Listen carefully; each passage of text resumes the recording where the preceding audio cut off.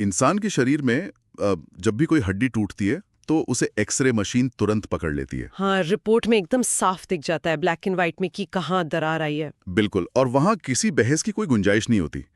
लेकिन जब एक गहरा रिश्ता टूटता है या जब किसी इंसान का भरोसा टूटता है ना, तो उस दर्द को मापने की कोई मशीन नहीं है हमारे पास। सही कहा। हमारे पास भावनाओं को स्कैन करने का कोई सीधा तरीका तो है नहीं। तो आज हम इस डीप डाइव में एक ऐसा ही एक्सरे करने वाले हैं। लेकिन ये कोई मेडिकल रिपोर्ट नहीं है, बल्कि सिर्फ एक अकेला टेक्स्ट मैसेज है। एक छोटा सा मैसेज और उसमें धोखे और हताशा की पूरी दुनिया। एग्जैक्टली।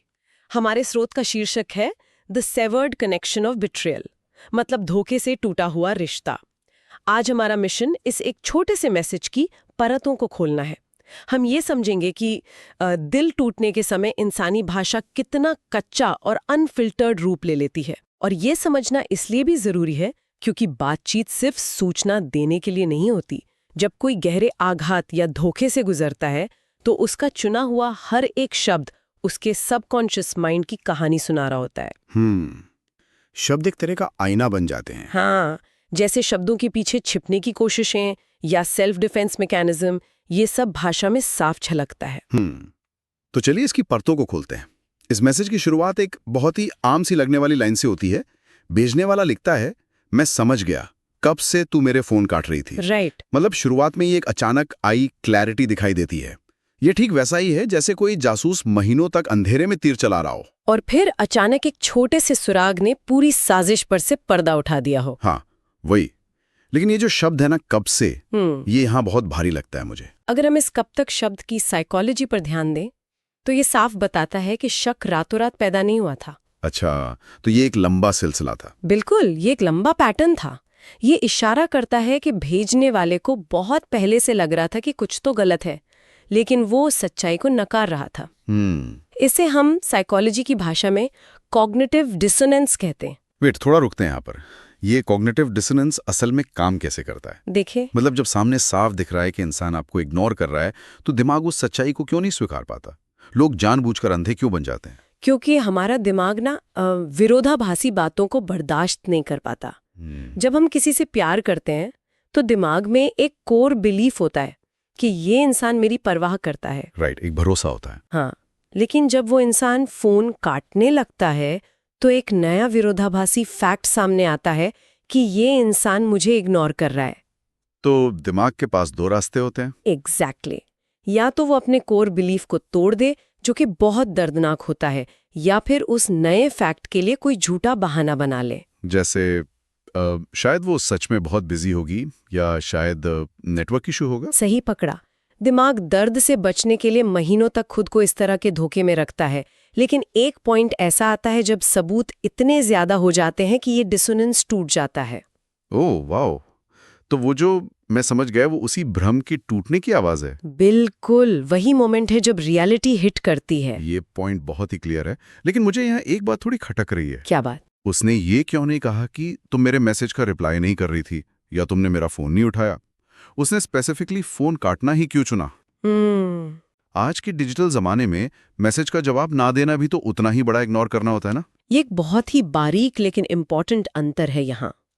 देखिए, फोन का ना उठाना या मैसेज का जवाब ना देना एक पैसिव रिएक्शन है। Passive reaction? हाँ, हो सकता है कि इंसान सच में फोन से दूर हो या किसी काम में फंसा हो, लेकिन फोन काटना एक एक्टिव रिजेक्शन है। अच्छा। आप किसी को अपनी आवाज सुनाने के लिए कॉल करते हैं और सामने वाला स्क्रीन पर नाम देखकर एक बटन दबाकर उस कॉन्टैक्ट को फिजिकली रिजेक्ट कर देता है। ओह बाप रे, ये तो बहुत चुभने वाली बात है। और न्यूरोसाइंस के स्टडीज बताते हैं कि जब हमें इस तरह का एक्टिव सोशल रिजेक्शन मिलता है तो दिमाग का वो हिस्सा एक्टिव हो जाता है जो फिजिकल पेन महसूस करता है। क्या आप बात कर रही हैं? सच में फिजिकल पेन? हाँ, मतलब फोन का कटना दिमाग को वैसा ही महसूस होता है जैसे किसी ने सच में कोई शारीरिक चोट पहुंचाई हो। ये तो सच में हैरान करने वाली बात है कि सोशल रिजेक्शन और फिजिकल पेन के तारे एक ही जगह जुड़े हैं। बिल्कुल जुड़े। और जब वो भ्रम टूटता है और ये एक्टिव रिजेक्शन समझ में आता है तो इंसान सीधा दुख में नहीं जाता, वो अपनी चोट को एक ढाल के पीछे छुपाने की कोशिश करता है। वहीं पर समय और व्यस्तता की बातें शुरू होती हैं। हाँ, जैसे मैसेज का अगला हिस्सा देखते हैं। वो कहता है, तू तो किसी और के साथ घूमने में व्यस्त है। तो मेरे को कहाँ टाइम दे पाएगी? हम्म मुझे लगता है कि यहाँ इंसान सिर्फ अपना टाइम ना मिलने की शिकायत कर रहा है। ये एक तरह का पोजेसिवनेस है कि मुझे मेरा टाइम क्यों नहीं मिल रहा। ऊपर से देखने पर ऐसा लग सकता है कि ये सिर्फ टाइम मैनेजमेंट या पोजेसिवनेस की बात है, लेकिन अगर हम इसके गहरे साइकोलॉजी में जाएं तो ये टाइम के बारे में है ही नहीं। तो फिर किस बारे में है? ये पूरी तरह से पावर डायनामिक्स और रिसोर्स एलोकेशन के बारे में है।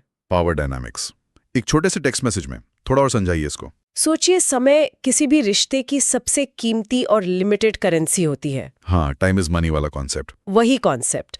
आप अपना समय किसे देते हैं, ये तय करता है कि आपकी जिंदगी की हायरार्की में कौन कहाँ खड़ा है।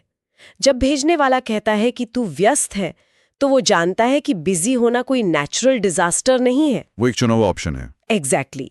इंसान उसी के लिए बिजी होता है जिसे वो प्रायोरिटी नहीं देना चाहता। अरे हाँ, यहाँ शिकायत ये नहीं है कि तुम्हारे पास टाइम नहीं है।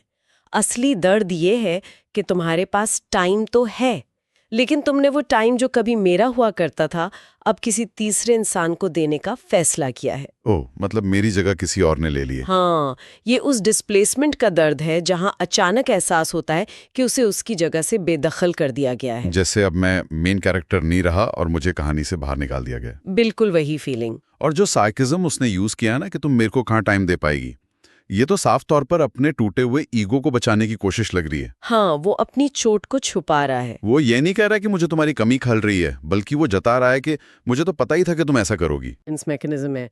जब कोई तीसरा व्यक्ति किसी रिश्ते में आता है तो वो सिर्फ प्यार को नहीं बांटता, वो सीधे सेल्फ रिस्पेक्ट पर हमला करता है। सही बात है। धोखा खाने वाले के मन में सबसे पहला सवाल ये नहीं आता कि उसने ऐसा क्यों किया, बल्कि ये आता है कि मुझ में ऐसी क्या कमी रह गई थी। सेल्फ डाउट शुरू हो जाता है। हाँ, और वो जो सार्केज्म है, वो उसी सेल्फ डाउट से बचने का एक तरीका है। इंसान खुद को ये तसल्ली देने की कोशिश कर रहा है कि इस सिचुएशन पर अभी भी उसका थोड़ा कंट्रोल है। कम से कम वो सिचुएशन को समझ तो रहा है। और जब इंसान ये पावर डायनामिक्स हार जाता है, जब उसे एहसास होता है कि उसकी अहमियत सच में खत्म हो गई है, तो वो लाचारी सीधे आक्रामकता और नफरत में बदल जाती है, जो अगले हिस्से में दिखता है। स्रोत का अगला हिस्सा बहुत ही भयंकर रूप से